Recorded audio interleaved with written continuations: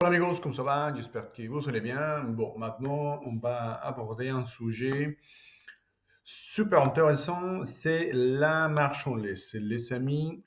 Donc, comme on a parlé déjà, la marche en laisse, c'est pas la même chose que la marche au pied. La marche au pied, c'est simplement un exercice d'obéissance. On rappelle notre chien, on le met au pied, on passe un obstacle, et après, on passe encore une fois la marche en laisse. Donc, la marche en laisse, c'est vraiment la connexion physique qu'on a avec notre chien qui va nous permettre en fait de les guider à gauche et à droite pour le canaliser. Et ces savas-là, on doit les laisser renifler à condition de ne pas tirer. Donc c'est ça, on va voir exactement comment on peut commencer à travailler ça avec notre chien. Donc déjà, la différence, encore une fois, marche en laisse et la marche au pied. Donc ça, c'est la marche au pied. C'est un exercice d'obéissance que j'ai fait avec un chien réactif.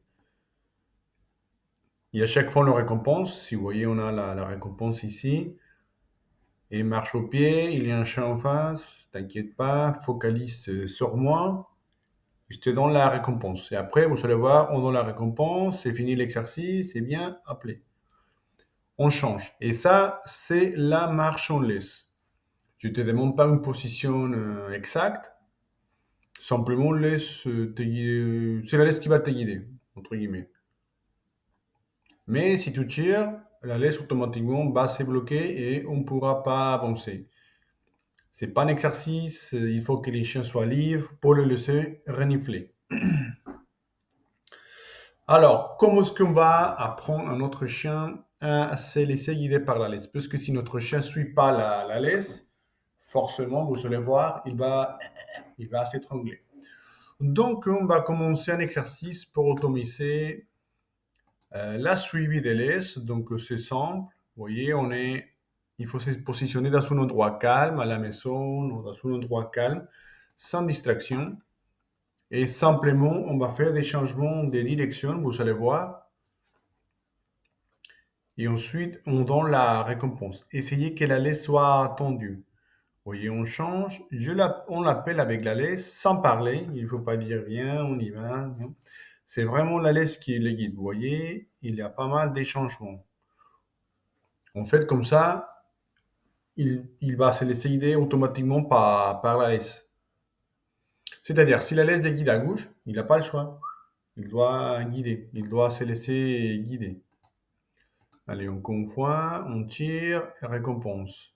Laisse tendue, on change de direction, on l'appelle avec la laisse et récompense.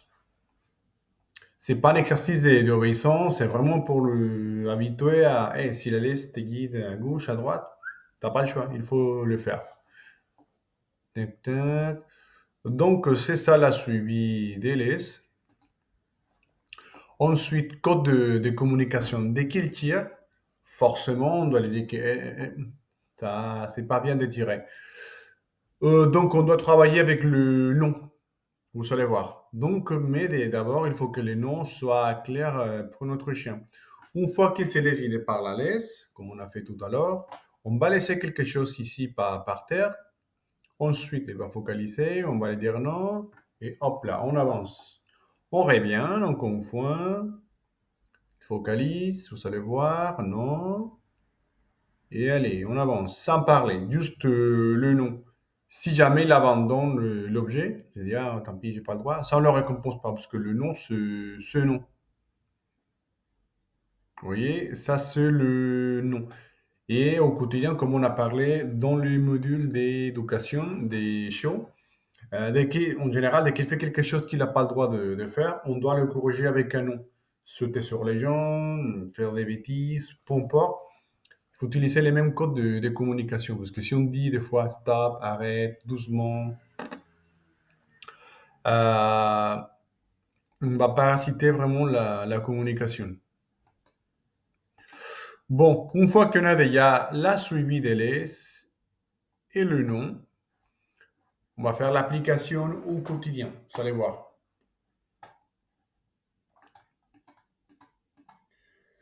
Donc, vous laissez la laisse libre. Dès que vous voyez que votre chien tire pas, vous allez dire oui, c'est bien, c'est bien. Ah, dès qu'il tire, on va dire non. Et on va changer de direction ou sinon, simplement, on va s'arrêter. Vous voyez, tu tires, tu peux pas avancer. On ne ramène pas vers nous, on attend un peu. Soit on continue tout droit ou sinon on change de direction. Et après, on avance. Vous voyez. Pas des hauts pieds, pas des viens, rien. On le laisse renifler. Vous voyez, il tire, on bloque, on attend un peu et on avance. Dès qu'on voit que c'est fluide, oui, c'est bien ça. On l'encourage dans les cales. Voilà, ça c'est bien. Et même s'il ne tire pas, de temps en temps, on change de direction. Alors, afin de que la marche au lait soit effective, il ne faut pas oublier qu'il faut le canaliser en parallèle physiquement avec les balades au parc ou voies. Il faut maîtriser le rappel, donc n'hésitez pas à aller voir les modules du rappel. Et aussi les côtés mental, parce que s'il n'est pas bien canalisé, à chaque fois, il va profiter ses balades pour se canaliser lui-même. Il va tirer, et ensuite il va savoir que s'il tire, elle avance, et c'est un cercle vicieux.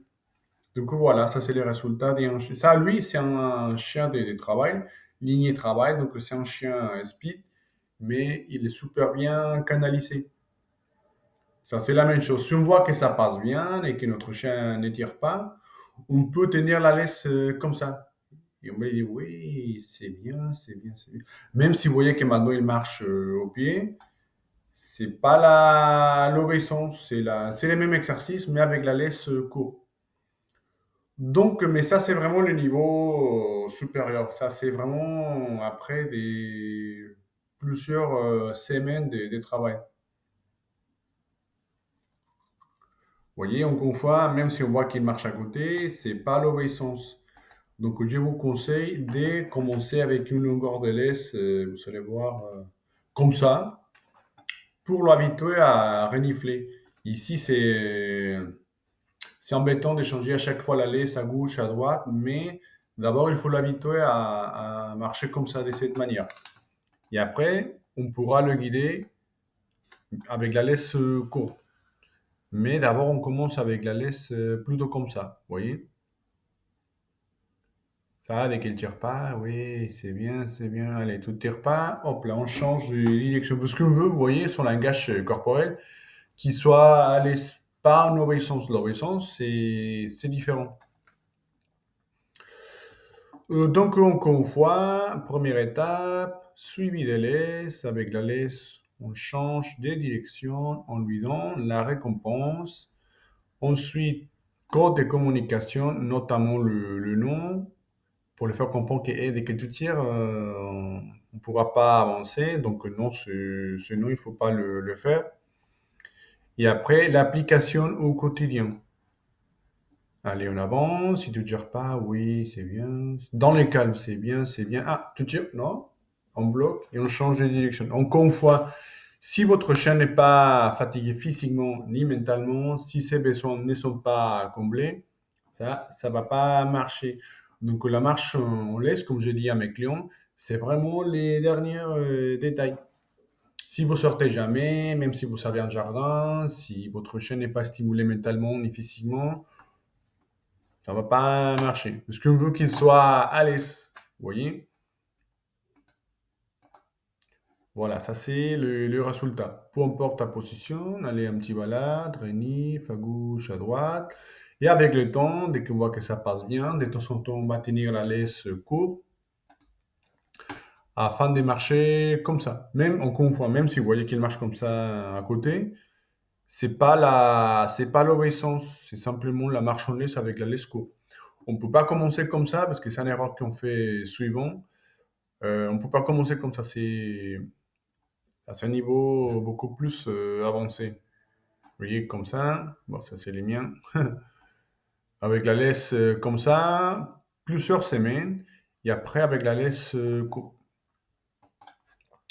Voilà les amis, donc c'est tout pour aujourd'hui et n'hésitez pas à aller voir les prochaines vidéos. On se voit après. Allez, ciao.